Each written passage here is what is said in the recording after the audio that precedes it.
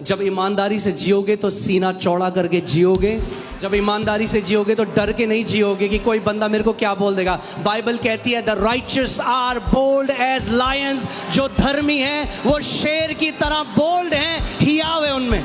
यीशु ने कहा उस खाने के लिए मेहनत मत करो जो नाशवान है, उस खाने के लिए मेहनत करो जो अनंत का खाना है, जो आत्मिक भोजन है, वो आपके जीवन में कहाँ ले जाएगा आपको। पोतीफर जो एक वहाँ का गवर्नर था, उसकी बीवी यूसुफ को पसंद करने लगी और उसका पीछा बार बार उसको परेशान करने लगी, तू मेरे साथ सो। और यूसुफ अगर कॉम्प्रोमाइज कर देता तो शायद अच्छा जीवन जी लेता थोड़ा, मगर उस पोतीफर की बीवी के कुत्ते की तरह जीता। जब वो बोलती यहां आ तो यहां आता, जब बोलती निकल तो निकलता। क्या हुआ? सोचो कहां वो गवर्नर था, क्योंकि यूसुफ ने परमेश्वर पर भरोसा रखा। उसको पता था मेरा प्रमोशन है। पोतीफर जैसे 100 लोग अब उसके आगे पीछे घूमते हैं जब वो प्रधानमंत्री बन गया।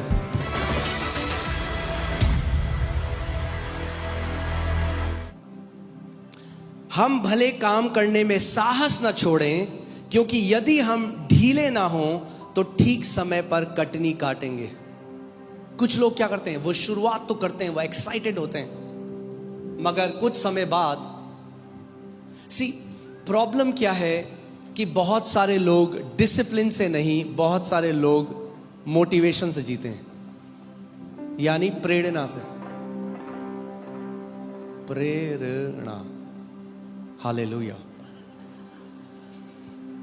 हाँ, बहुत सारे लोग क्या करते हैं, प्रेरणा से जीते हैं। सो कलीसिया गए, प्रार्थना के बारे में सिखाया गया, मोटिवेट हो गए प्रार्थना करने के लिए। प्रार्थना करेंगे 3 दिन, फिर देने के बारे में सिखाया गया, सबसे बड़ी ऑफरिंग उस दिन देंगे, फिर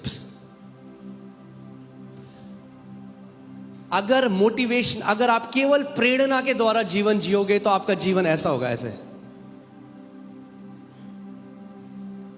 मगर अगर कंसिस्टेंट जीना है, लगातार जीना है, तो आपको डिसिप्लिन में जीना पड़ेगा।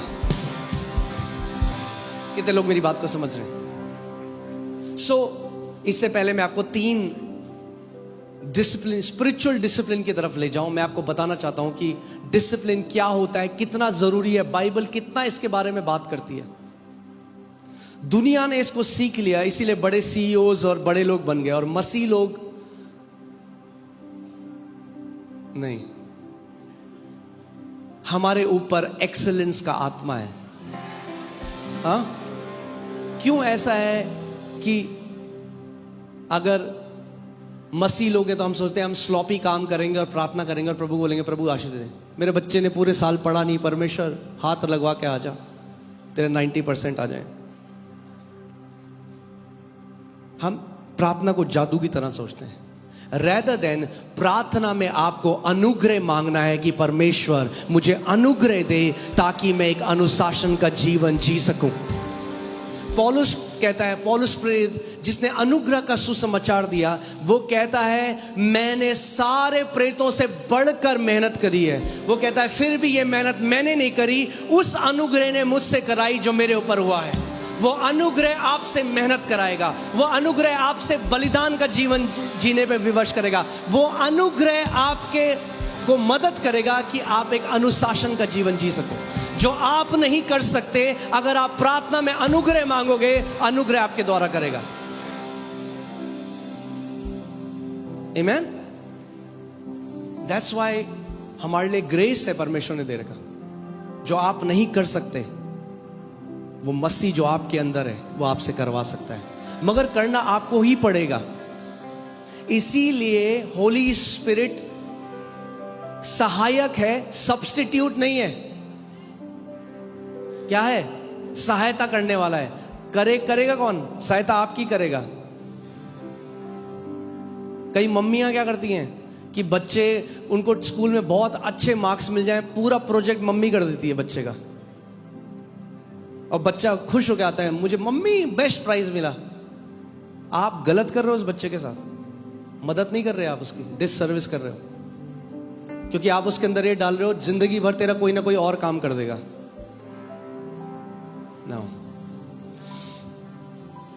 अनुशासन का मतलब है आत्मनियंत्रण। बोलो आत्मनियंत्रण। कई लोग बाकी सबको कंट्रोल करना चाहते हैं, अपने आप को कंट्रोल नहीं करते। आमीन। सबसे ज्यादा जरूरत है कि हम किसको कंट्रोल करें? अपने आप को कंट्रोल करें। अगर हम अपने आप को कंट्रोल करना सीख गए तो एक जय का जीवन आप जियोगे, एक बड़ी महिमा को आप देखोगे। आमीन। सो मैं आपको एक सिंपल सी परिभाषा बता रहा हूं डिसिप्लिन की, कि आत्मनियंत्रण या डिसिप्लिन क्या है? अपने विचारों में, अपनी भावनाओं पे और अपने कार्यों में नियंत्रण रखना। यानी आप कॉन्शियस हो, आप कॉन्शियस हो कि आप कैसा जीवन जी रहे हो। आमीन। आप अपना जीवन को एक उद्देश्य और लक्ष्य के द्वारा जीते हो। अ डिसिप्लिन लाइफ, जब आप एक डिसिप्लिन लाइफ जीते हो तो आप कैसे जीते हो? एक गोल की तरफ आप बढ़ते हो, एक लक्ष्य की तरफ बढ़ते हो। आप केवल जिंदा नहीं हो क्योंकि सांसें चल रही हैं आपकी, नहीं, आप जी रहे हो एक उद्देश्य के लिए। पौलुस प्रेरित कहता है मैंने अपनी दौड़ को पूरा किया है। आमीन। अगर सो इसका मतलब पौलुस प्रेरित को पता था जब दौड़ पूरी हो गई। यानी दौड़ तभी पूरी हो सकती है जब आप लगातार लक्ष्य की तरफ भाग रहे हो। एक जगह बैठोगे तो नहीं होगा। यानी वो लगातार जा रहा था। जब आप ऐसा जीवन जियोगे, यानी 2025 में हर एरिया में आप बेटर होने चाहिए 2024 से। 2025 में आपके जीवन में ज्यादा बढ़ोतरी होनी चाहिए। 2025 आपका ग्लोरियस होना चाहिए, 2024 से और ज्यादा बड़ा। आमीन। वो तभी होगा जब आप पहले से डिसाइड करोगे 2025 में रखें। कई लोग ना पानी की तरह जीते हैं। पानी, आपको पता है पानी की क्या एक खूबी है? वो लीस्ट रेजिस्टेंस की तरफ बहता है। हाँ, क्या बोलेंगे इसको? हाँ, जहां कम रुकावट है। जब पानी को, अगर मैं पानी को यहां डाल दूंगा ना, तो जहां रुकावट नहीं है पानी वहां जाएगा। जो सबसे इजी है जाना जहां, ऐसी कई लोग वाटर की तरह है, पानी की तरह है। वो करते हैं जो सबसे इजी है। हाँ, यहां पे भी कई लोग वॉलंटियरिंग कर रहे होते हैं, मैं देख रहा होता हूं, बोलता नहीं हूं। कई लोग चेयर उठा रहे हैं, एक बंदा उसके साथ हाथ रखा हुआ है बस।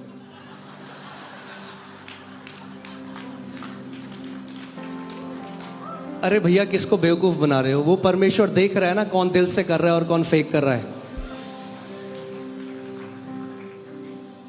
पॉइंट पास्टर नहीं देता, पॉइंट परमेश्वर देता है।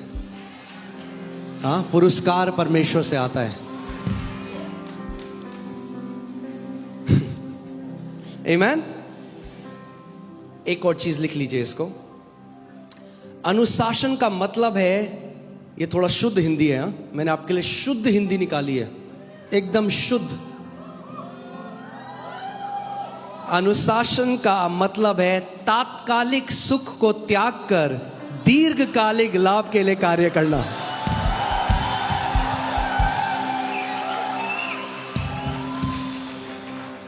हाँ, यानी इंस्टेंट ग्रेटिफिकेशन। जिस चीज में अभी मजा आ रहा है मैं वो करूंगा और बाद में अपना जीवन नाश कर दूंगा। कई लोग किसके लिए जीते हैं? अभी के मजे के लिए। किसके लिए जीते? अभी के मजे के लिए। और इसीलिए आप देखेंगे कुछ टाइम बाद वो स्लेव बन जाते हैं अपनी ही बॉडी के, स्लेव बन जाते हैं अपनी आदतों के। आपको मैं कहानी सुनाता हूं। हाँ, रेडी हो एक कहानी सुनने के लिए? बढ़िया कहानी। एक बार एक राजा था, उसने एक लोहार को बुलाया और लोहार को बोला मुझे एक बढ़िया सी लोहे की सांकल, चेन बना के दे, बढ़िया लंबी। तो वो गया, भट्टी में मेहनत करी, दिन रात चेन लेकर आया राजा के पास। राजा ने कहा ये छोटी है, इसको और बड़ा कर। दोबारा गया और मेहनत करी, भट्टी में दिन रात लिंक जो बोलते हैं ना, एक चेन के साथ दूसरी चेन बड़ी होती है, वो बढ़ाता गया। फिर राजा के पास गया, राजा ने कहा अभी भी छोटी है, इसको 5 गुना कर। फिर मेहनत करी। उसके बाद राजा के पास गया, राजा हंसा और बोला हाँ अब बहुत बढ़िया है, और अपने सैनिकों को बोला इसी चेन से इसको बांध दो। और इससे पहले उस लुहार को पता होता कि क्या हुआ है, उसी के द्वारा बनाई गई चेन से उसको बांध दिया गया। ऐसे ही पाप भी हमारे जीवन में करता है। शैतान आपसे एक पाप कराता है और वो ऐसा है, हर बार जब आप अपने शरीर के अधीन होकर चलते जाते हो, वो ऐसा एक कड़ी जुड़ती जाती है और एक बार आप ही अपनी आदतों से बंध जाते हो और शैतान आपको आप ही के शरीर की इच्छाओं से बांध देता है। और वो लोग जिंदगी भर एक स्लेव की तरह, एक गुलाम की तरह जीवन जीते हैं, जबकि परमेश्वर के बेटे और बेटियां थे। इसीलिए इट्स वेरी इंपॉर्टेंट। आप जानते हैं जो बाइबल में कहा गया है कि एक आत्मा का एक फल है सेल्फ कंट्रोल, वो वर्ड वहां पे है डिसिप्लिन। पवित्र आत्मा डिसिप्लिन देने वाला आत्मा है, हमें अनुशासन देने वाला आत्मा है। अगर हम उससे प्रार्थना करें तो वह आपको अनुशासन दे सकता है। आपके जीवन में कुछ ऐसी वैल्यूज होनी चाहिए जो नॉन नेगोशिएबल हैं। क्या है? यानी कुछ भी हो जाए, ये आपके परिवार में कुछ ऐसी वैल्यूज होनी चाहिए। कुछ लोग हैं पैसे के लिए कुछ भी कर देंगे, नहीं, आपके जीवन में कुछ वैल्यूज होनी चाहिए। आज कितने माँ बाप हैं, वो मन नहीं करेगा, बोले अरे यार हम चर्च नहीं जाएंगे। हाँ, फिर क्या होगा? आगे जो क्या हुआ अमेरिका में, क्या हुआ, लोग कलीसिया को कैसे देखने लग गए कि भाई ठीक है भाई, चलना होगा तो चल लेंगे, नहीं जाना तो नहीं जाएंगे, क्या बड़ी बात है, घर पे देख लेंगे यूट्यूब में। उनके बच्चे कभी कलीसिया का आदर नहीं करेंगे। क्या हुआ? एक गॉडलेस जनरेशन पैदा हो गई। जो बच्चे परमेश्वर का आदर नहीं करते, आज क्या है, आज शैतान ने उनको इतना भ्रमित कर दिया है कि वो अपनी सर्जरी करा के अपना सेक्स चेंज करा रहे हैं। लड़के लड़कियां बन रहे हैं, लड़कियां लड़के बन रहे हैं। अब बोल रहे हैं हम कुत्ते हैं, हम बिल्ली हैं। उनका दिमाग कर दिया। इसीलिए शैतान नहीं चाहता कि नई पीढ़ी कलीसिया में जाए, क्योंकि परमेश्वर का आत्मा अपने लोगों से बात करता है कलीसिया के द्वारा। अब जानते हैं कलीसिया को पौलुस ने क्या कहा? बोला सत्य का खंबा है वो। जो मसीह परिवार कलीसिया का आदर नहीं करते, उस परिवार में सत्य का खंबा नहीं है। और आने वाली उनकी पीढ़ियां वो गॉडलेस हो जाएंगे, वो प्रभु में नहीं रहेंगे, क्योंकि आपके बच्चे आपको फॉलो करेंगे। अगर वो देखते हैं कि मम्मी और पापा के लिए चर्च नॉन नेगोशिएबल वैल्यू है, कुछ हो जाए, बारिश हो, गर्मी हो, बर्फ पड़े, हम परमेश्वर के भवन जाने से हमें कोई नुकसान, आपके बच्चे भी जिंदगी भर उस वैल्यू को फॉलो करेंगे। मगर उदाहरण कौन रखेगा? हाँ, कई परिवार है, उनका बच्चा कहीं से सीख के आता है, गाली देता है माँ बहन की, वो बड़े हंसते हैं। किसी पड़ोसी को लगे, देखो देखो हमारा बच्चा, दे दे दे बच्चे गाली दे। फिर बड़ा होता है तो फिर उनको मारता भी है और माँ बहन की गाली भी देता है, तब रोते हैं। समझ रहे मैं क्या कह रहा हूं? हम लोग ऐसे नहीं जी रहे हैं जैसे हमारे पास कोई लक्ष्य नहीं है। हम, आपकी एक बुलाहट है, मेरी एक बुलाहट है, आपकी एक रेस है। कितनी बड़ी बात होगी, सोचो कि जब आप जा रहे हो उस पिता के घर, आप अपने पूरे परिवार के सामने बोल सको, मैंने अपनी दौड़ को पूरा किया है, मैंने अपनी दौड़ को पूरा किया है, मैंने ईमानदारी के साथ, सच्चाई के साथ अपने परमेश्वर की सेवा करी है। आप जानते हैं बाइबल में यीशु मसीह ने कहा, जब आखिरी में यीशु मसीह हमको मिलेगा, उसने कहा, वो कहेगा well done good and faithful servant. उसने ये नहीं कहा well done good and gifted servant.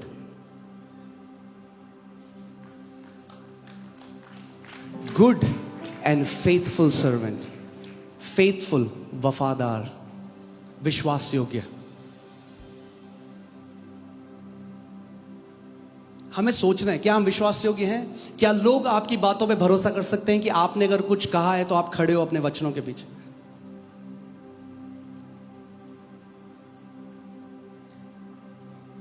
मुझे लगता है आज आत्मिक सर्जरी का दिन है।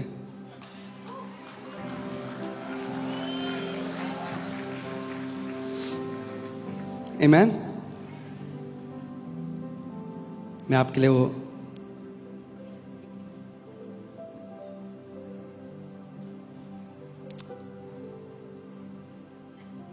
Hallelujah, thank you Lord Jesus. दूसरा तिमोथी 4:7, दूसरा तिमोथियुस 4:7।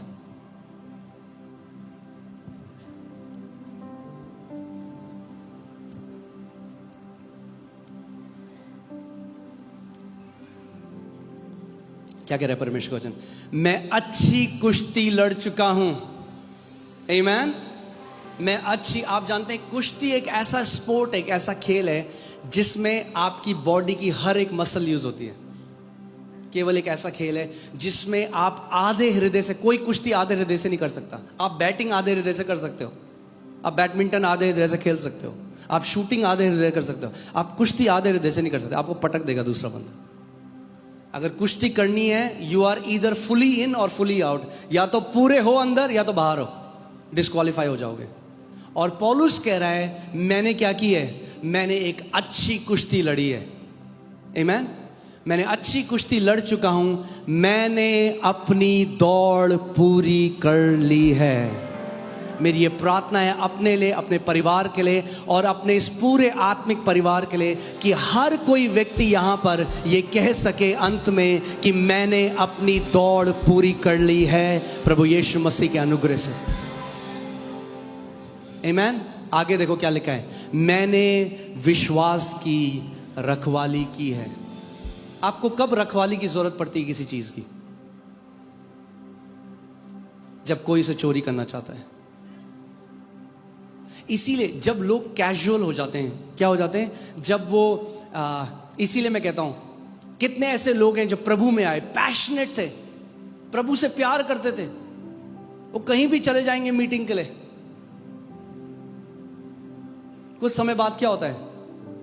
जब वो विश्वास की रखवाली नहीं करते अपने, और शैतान वचन को चुरा लेता है, विश्वास को चुरा लेता है, तो अब रीति रिवाज में रह जाते हैं और यीशु मसीह के प्रेमी से ईसाई बन जाते हैं। अब फिर 3 ECG इंजेक्शन के लिए आते हैं, ईस्टर, क्रिसमस, गुड फ्राइडे। क्यों ऐसा होता है कि क्रिसमस में 5 गुना भीड़ होती है चर्चेस में? क्या यीशु मसीह केवल 25 दिसंबर को होता है क्या अपनी कलीसिया में? अरे उसने कहा जहां 2 या 3 मेरे नाम से इकट्ठा होते हैं मैं वहां पर मौजूद होता हूं।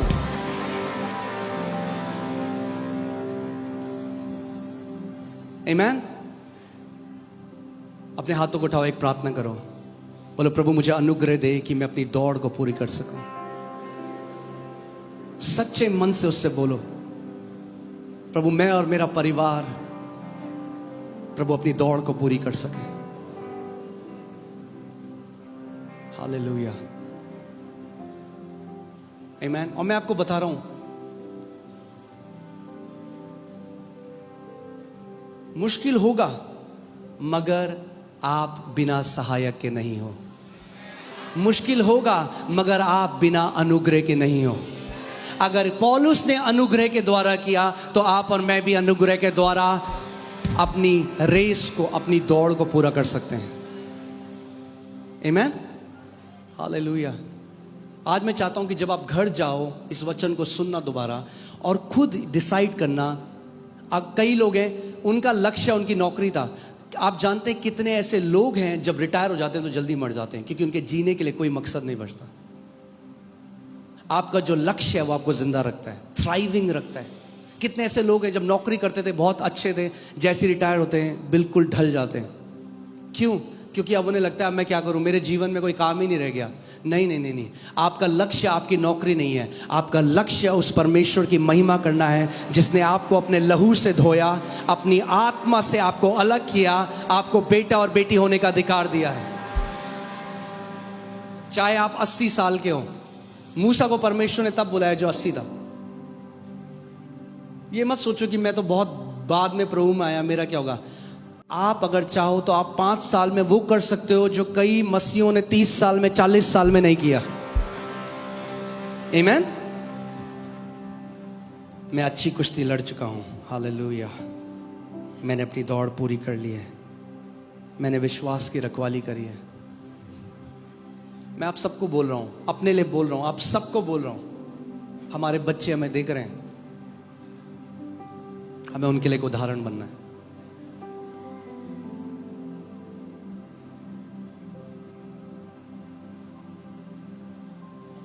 अगर आप उन्हें बोले ए प्रार्थना क्यों नहीं करता, मगर वो अब कभी आपको प्रार्थना करते हुए नहीं देखते, वो प्रार्थना नहीं करेंगे। बिकॉज बच्चे वो नहीं करते जो उनसे कहा जाता है, वो करते हैं जो वो देखते हैं। आमीन। सो 3 स्पिरिचुअल डिसिप्लिन जो हमारे आत्मिक स्तर को बढ़ा सकते हैं।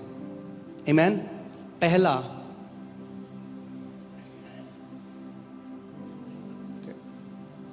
पहला है प्रार्थना।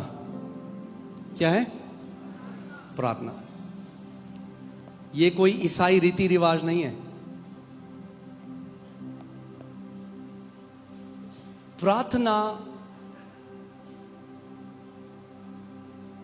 डिसिप्लिन वो करता है, डिसिप्लिन आपको किसी चीज को लगातार करने की एबिलिटी देता है जब प्रेरणा खत्म हो गई हो।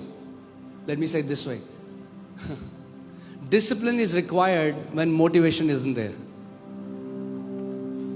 Okay? Because motivation आएगा जाएगा। अभी आप देखोगे सबसे अमीर होने वाले हैं 1 तारीख को जिम ओनर्स।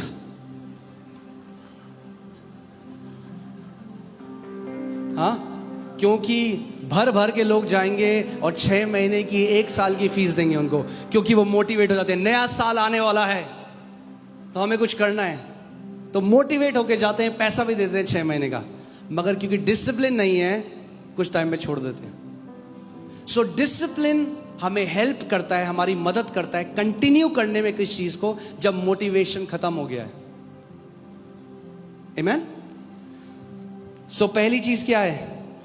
क्या है पहली चीज? प्रार्थना। यानी प्रार्थना हम केवल तब, कई लोग कहते हैं हमारा मन ही नहीं करता।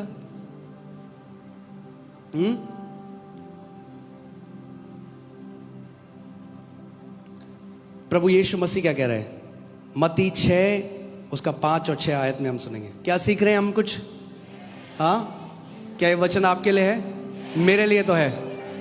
मैं आपको बता रहा हूं, मैं बहुत ब्लेस्ड हो रहा हूं। मैं, परमेश्वर मुझसे बात कर रहा है जब मैं आपसे बात कर रहा हूं। मैं अगले साल ज्यादा कमिटमेंट के साथ अगले साल अपने लक्ष्य को आगे रखते हुए जा रहा हूं। 2025 वैसा नहीं होगा जैसे 2024 है। कई गुना बढ़कर हम फल लाएंगे, कई गुना बढ़ोतरी हम देखेंगे। 2025 will be the best year of our life. Amen. Hallelujah. हर चीज 5 गुना, जो 2024 में देखा आपने उसके 5 गुना 2025 में हम देखेंगे। पहली है प्रार्थना। मत्ती 6:5 से 6। आपको समझना पड़ेगा, यीशु मसीह रीति रिवाजों के खिलाफ था बहुत। जब आप देखते हैं वो बार बार बोलता है कि मनुष्यों के बनाए हुए रीति रिवाज ने क्या किया है? परमेश्वर के वचन को निकम्मा कर दिया है। और जब हम देखते हैं, Jesus was a man of prayer. यीशु मसीह कौन था? एक प्रार्थना करने वाला व्यक्ति था, क्योंकि जब वो इस पृथ्वी में आया एक मनुष्य की तरह जिया। सो इसका मतलब प्रार्थना रीति रिवाज नहीं है, प्रार्थना एक लाइफस्टाइल है। क्या है? एक लाइफस्टाइल है। सो डिसिप्लिन क्या करता है मैं आपको बताता हूं। डिसिप्लिन जो आपको करना चाहिए उसको आपकी एक आदत बना देता है, और जब वो आदत बन जाती है तो उसमें बहुत कम एफर्ट लगता है। स्टार्टिंग में एफर्ट लगेगा, मगर जब वो लाइफस्टाइल आपकी बन जाएगी तो वो आपके जीवन का एक हिस्सा हो जाएगा।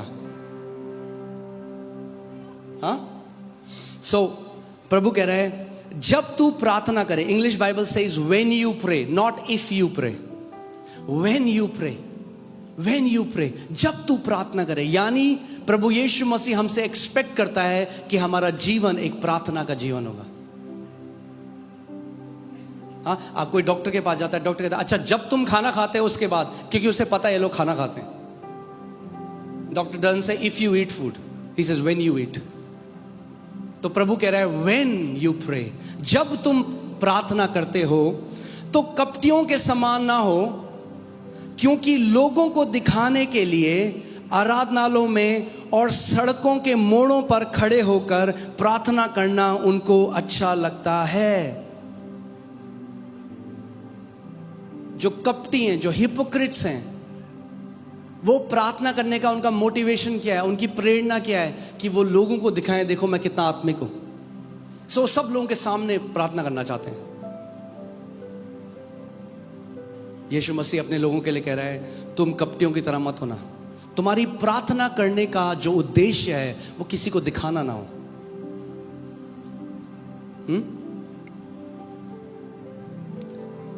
और इंग्लिश बाइबल में और अच्छा लिखा है, Jesus said hypocrites love to pray. कहते कपटियों को बहुत प्यार है प्रार्थना से, क्योंकि वो प्रार्थना से कुछ स्टैब्लिश करना चाह रहे हैं लोगों की नजरों में, परमेश्वर की नजरों में नहीं। मैं तुमसे सच सच कहता हूं कि वे अपना प्रतिफल पा चुके। यानी सोचो, उनका भी एक प्रतिफल है। जो लोगों के सामने प्रार्थना कर रहे हैं उनका प्रतिफल पता है क्या है? लोग सोचते हैं अजय बड़ा आत्मिक बंदा है जी। हाँ, परंतु जब तू प्रार्थना करे, अब वो हम अपने लोगों से बात कर रहे हैं, परंतु जब तू प्रार्थना करे तो अपनी कोठरी में जा और द्वार बंद करके अपने पिता से जो गुप्त में है प्रार्थना कर, तब तेरा पिता जो गुप्त में देखता है तुझे प्रतिफल देगा। The Father who sees in secret will reward you openly. That tells me that prayer brings reward from the Father. यीशु मसीह ने कहा है, प्रार्थना क्या लेकर आता है? रिवॉर्ड लेके आता है। अगर आपका जीवन जो गुप्त में, इसका मतलब ये नहीं है कि चर्च में आपका नहीं मैं तो प्रार्थना नहीं कर सकता, मुझे तो गुप्त में जाना, ये नहीं कहना चाह रहा परमेश्वर। वो कह रहा है दिखाने के लिए मत करो। डोंट मेक अ शो कि मेरे आसपास के लोग देखें, देखो मैं कितना आत्मिक हूं। No, do it genuinely from your heart. अपने हृदय से करो, सच्चाई से, जब आप प्रार्थना करते हो। आमीन। और जो पिता क्या करता है? गुप्त में देखता है, वो क्या करेगा? आपको ओपनली रिवॉर्ड देगा। यानी जितने मसीहों का प्रार्थना का जीवन है गुप्त में, रिवॉर्ड हर कोई देखेगा। प्रार्थना लोग नहीं देखेंगे, मगर आपके जीवन का जो रिवॉर्ड है, जो परमेश्वर पिता आपको प्रतिफल देगा, किसके सामने प्रतिफल देगा? गुप्त में नहीं देगा। उसने कहा पिता क्या करेगा? सबके सामने तुम्हें प्रतिफल देगा। आमीन। आज मैं आपको कुछ प्रार्थना के बारे में जल्दी से सिखाना चाहता हूं। टाइम कितना जल्दी जा रहा है मुझे समझ में नहीं आ रहा, बट ठीक है। कई लोग कहते हैं हमें जब मन करेगा हम तब प्रार्थना करेंगे। वो ठीक है, अच्छा है, मगर सोचो आप एक बिजनेसमैन हो और आपका एम्प्लॉय करे मेरा जब मन करेगा तब मैं ऑफिस आऊंगा, अलाउ करोगे ऐसे बिजनेस एम्प्लॉय को?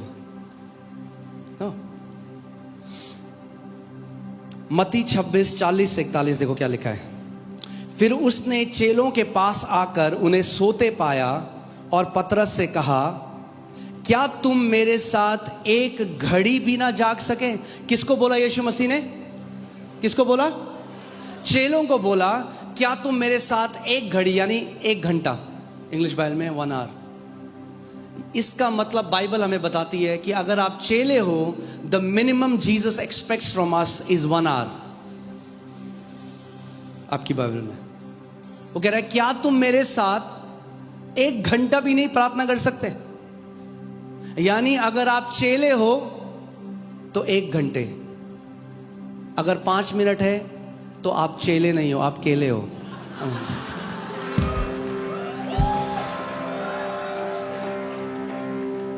आमीन। तो जब आप एक डिसिप्लिन रखोगे, आप अपने दिन उठोगे, आप कहोगे ओके 1 घंटा मुझे प्रार्थना में देना है। आप पवित्र आत्मा से अनुग्रह मांगोगे, आपको पता भी नहीं चलेगा कैसे वो आत्मा आपके द्वारा आहें भर भर के प्रार्थना करेगा। आप हमेशा याद रखना, आपका शरीर आपके डिजायर की तरफ मूव करता है। हाँ, जो लोग सिगरेट पीते हैं, वो दुकान बंद है पनवाड़ी की तो 30 किलोमीटर दूर चले जाएंगे, और वही लोग संडे को बोले अरे चर्च बहुत दूर है। जब आप डिजायर, जब आप पढ़ोगे इस बात को, आप बोलोगे प्रभु मैं चेला हूं, मैं एक डिसिप्लिन रखना चाहता हूं परमेश्वर, मैं एक लक्ष्य रखता हूं अपने आगे परमेश्वर, मैं मिनिमम 1 घंटे प्रार्थना करना चाहता हूं। 1 घंटे, क्योंकि आपने पतरस से कहा क्या तुम 1 घंटे भी नहीं जाग सके मेरे साथ? प्रभु मैं आपसे अनुग्रह मांग रहा हूं, आप मुझे अनुग्रह दोगे। ध्यान से सुनिए, मैं हमेशा ये कहता हूं, we don't do things because of discipline, because of delight, right? मगर डिलाइट में नहीं जाओगे आप सीधे।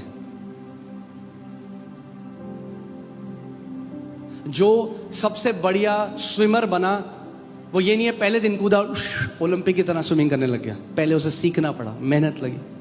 जितना ज़्यादा वो करता गया उसे और अच्छा लगता गया। ऐसे ही प्रार्थना भी है, जितना ज़्यादा करते रहोगे उतने निपुण बनते रहोगे, उतनी आत्मा से भरते रहोगे, उतना आपको पता नहीं चलेगा। आप मिनिमम से शुरू करो, मिनिमम 1 घंटे मैक्सिमम प्रभु के पास जाने दो।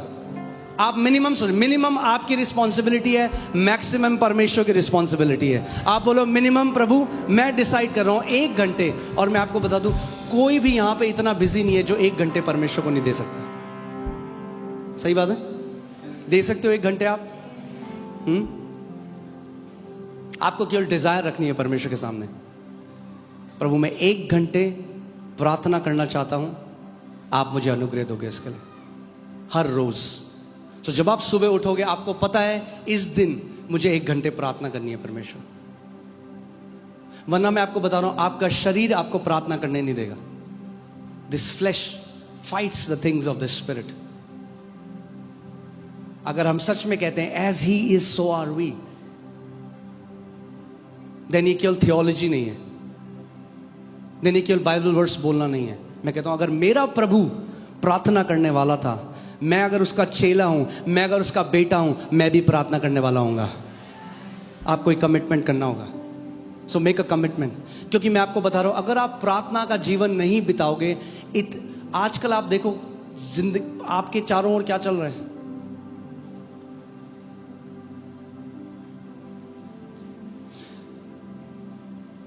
केन को परमेश्वर ने बोल दिया था कि पाप दरवाजे में तेरा इंतजार कर रहे हैं, मगर तुझे उसके ऊपर प्रभुता करनी है। वो प्रभुता नहीं कर पाया, उसको अपने भाई को मार दिया।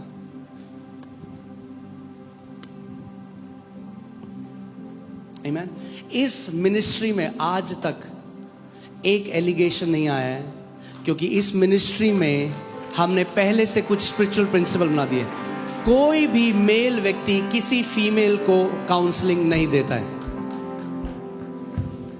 ये एक प्रोटोकॉल बनाया गया है।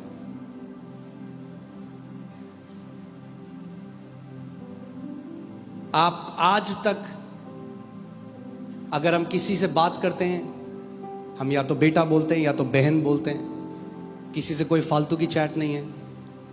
क्यों? उसने क्या किया है? हमारी मिनिस्ट्री को सेफ रखा है। मैं कभी अकेले ट्रैवल नहीं करता, मैं हमेशा मेरे साथ कुछ लोग होते हैं जो गवाही दे सकें कि मैं जहां पे भी जा रहा हूं मैं क्या कर रहा हूं, क्या मैं सच में जा रहा हूं परमेश्वर की सेवा करने के लिए या मैं घूमने फिरने के लिए जा रहा हूं।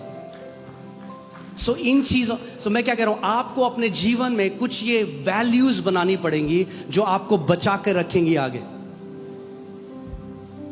हाँ, जब हम लोग मोती नगर में थे, सोचिए, तब हमारे पास एक व्यक्ति आया, बोला आप ट्रस्ट में, हम आपके ट्रस्ट में 60 करोड़ डालेंगे, 56 हम ले लेंगे, 4 करोड़ आपको दे देंगे। मैंने कहा भैया अगर ऐसे चोरी करनी होती तो बैंक ही लूट लेते, परमेश्वर की सेवा करने थोड़ा ना आते। आज वरना अपनी जगह में होते, हाँ जाएंगे मगर ईमानदारी और सच्चाई से जाएंगे।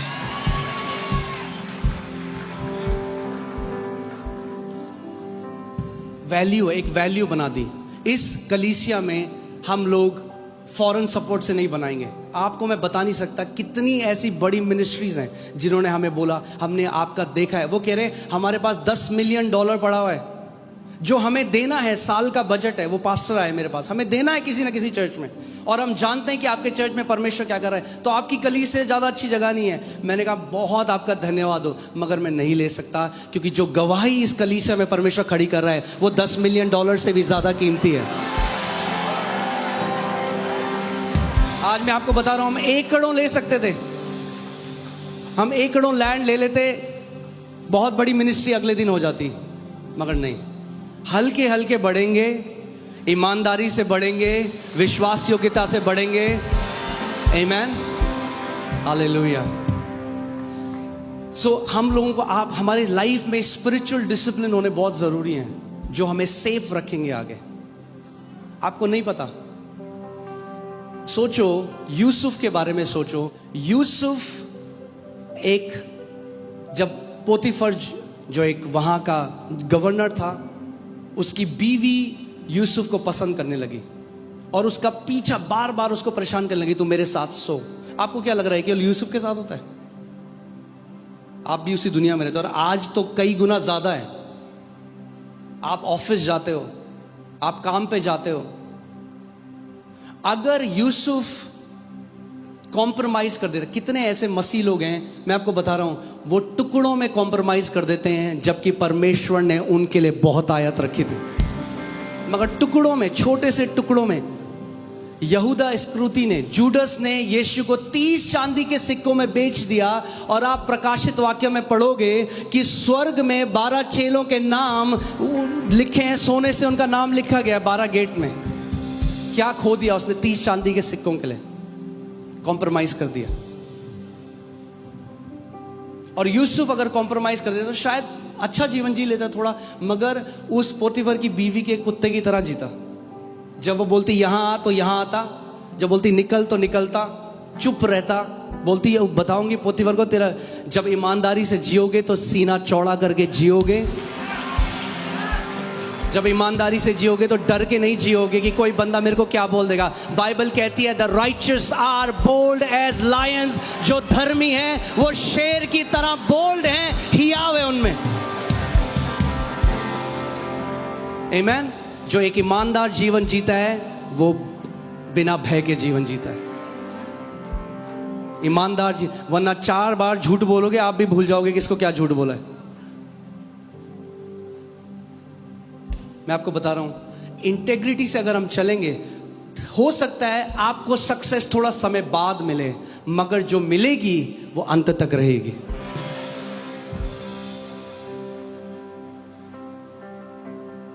आमीन। मगर यूसुफ ने क्या किया, मेरे को बहुत पसंद है ये बात। यूसुफ ने पता है क्या बोला? उसने 2 तरह की ईमानदारी दिखाई। उसने कहा एक तो परमेश्वर के और एक अपने मालिक के, मैं धोखा नहीं दे सकता। कई लोग कहते हैं ओह मैं यीशु मसीह के लिए तो बहुत ही ईमानदार हूं। नो, बट परमेश्वर ने जहां आपको रखा है, अगर आप नौकरी कर रहे हो कहीं पे, ईमानदारी से करो। Submit to where God has placed you. आमीन। और क्या हुआ? सोचो कहां वो गवर्नर था, क्योंकि यूसुफ ने परमेश्वर पर भरोसा रखा। उसको पता था मेरा प्रमोशन है। पोतीफर जैसे 100 लोग अब उसके आगे पीछे घूमते हैं जब वो प्रधानमंत्री बन गया। Don't compromise on some little things. छोटे में कॉम्प्रोमाइज मत करो। आमीन। सो कितना एक्सपेक्ट करता है यीशु मसीह हमसे?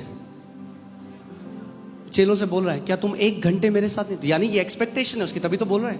उसने 10 मिनट नहीं बोला, 15 मिनट नहीं बोला, 1 घंटे भी नहीं रुक सके तुम्हें, यानी वो एक्सपेक्ट कर रहे हैं। कई लोग कहते हैं प्रभु तू मेरा है, मैं तेरा हूं, मैं तेरे लिए जान दे दूंगा। यीशु कह रहा पहले 1 घंटा दे दे, जान बाद में देना। जान मैंने दे ली, दे ले, तू 1 घंटा दे दे मुझे, जान मत दे। हाँ, मेरा जो है सब कुछ तेरा है प्रभु। तो कह रहा बाकी सब रख ले, 1 घंटा दे पहले मुझे। उस 1 घंटे के द्वारा मैं तेरा पूरा जीवन बदलूंगा। आमीन। सो अगले साल जब हम जा रहे हैं 2025 में, एक कमिटमेंट करो कि प्रभु मैं एवरी डे विदाउट फेल, परमेश्वर मैं 1 घंटा आपको दूंगा। और प्रभु बढ़ाता जाएगा उसको।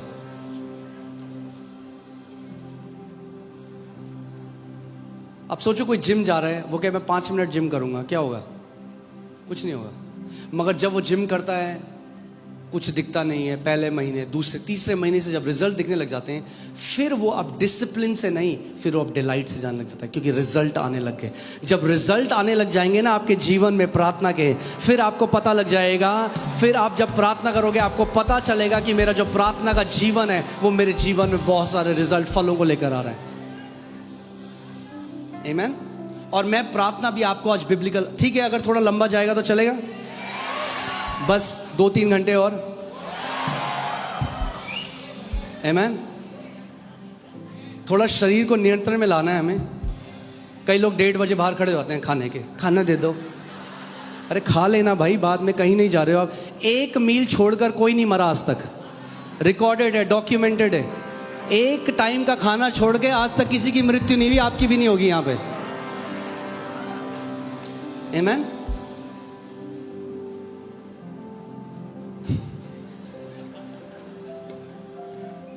यीशु ने कहा उस खाने के लिए मेहनत मत करो जो नाशवान है, उस खाने के लिए मेहनत करो जो अनंत का खाना है, जो आत्मिक भोजन है। वो आपके जीवन में कहां ले जाएगा आपको। आमेन, हालेलुया।